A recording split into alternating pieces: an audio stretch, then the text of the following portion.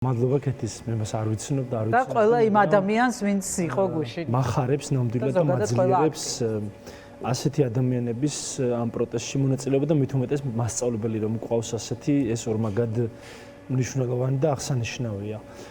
რეჟიმის ყველა ასეთი მარცხი, როგორც გუშინ ამ ადამიანების ინიციატივითა და ბრძოლის უნარიანობით, რისი მოწმეებით ჩვენ გავხდით, აძლიერებს ჩვენს მედეგობას.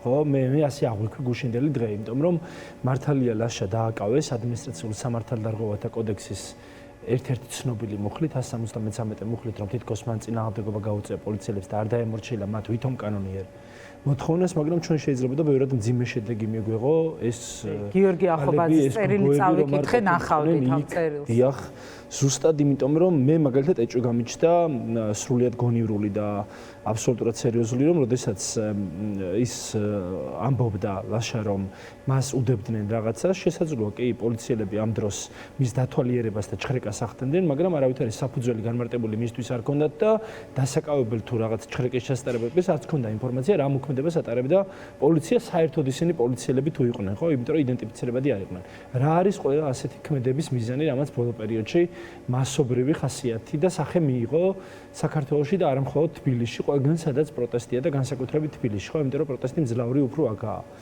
დაშინება და დასჯა ქართული ოცნება რეჟიმი იყენებს ყველა რეპრესიულ მექანიზმს იმისთვის რომ როგორმე პირველ რიგში მიაღწიოს რომ რომელიმე საღამოს რუსთაველი არ გადაიკეტოს მათთვის ეს უკვე პრინციპული ამოცანა გახდა ჩვენთვისაც პრინციპულია რომ გადაიკეტოს კი თავისთავად ყოველ საღამოს ხედავთ რა ოდენობის საპოლიციო ჯგუფები ცდილობენ რომ რუსთაველის გამზირი როგორმე არ გადაიკეტოს, იმიტომ რომ პროტესტის 94 დღესაც გადაკეტილი მთავარი ცენტრალური გამზირი მათთვის ნიშნავს მარცხს.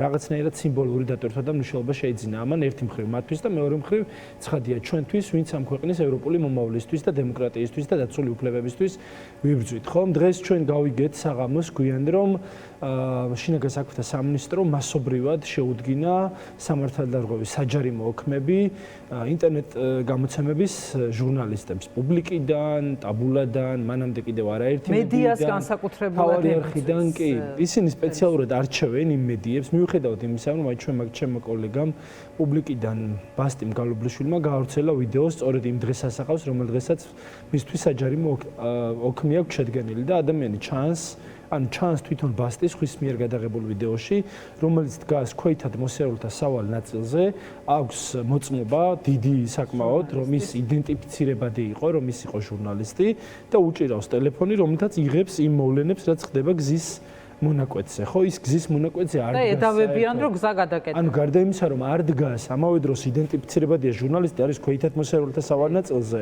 და არ მონაწილეობს მაგალითად იმ გზის გადაკეტვის პროცესში, ხო?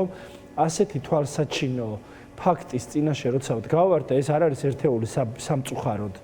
ბევრი ასეთი შემთხვევა გვაქვს, თუმცა უკანონოდ სრულიად უკანონოდ აჯარიმებენ ადამიანებს. ბევრი არა, მე მგონი ყველა შემთხვევა არის იდენტური. ამ ფინანსური პრესინგით და ფინანსური ტერორით რეჟიმი ცდილობს რომ პროტესტი შეძლონ მხოლოდ უპოვარმა შემოსავლის არ მქონე დაუსაქმებელმა ადამიანებმა და ჩვენ ხედავთ რომ რუსთაველზე ახლა მხოლოდ რუსთაველზე ახლად განან სრულიად რეალიზებული ადამიანები.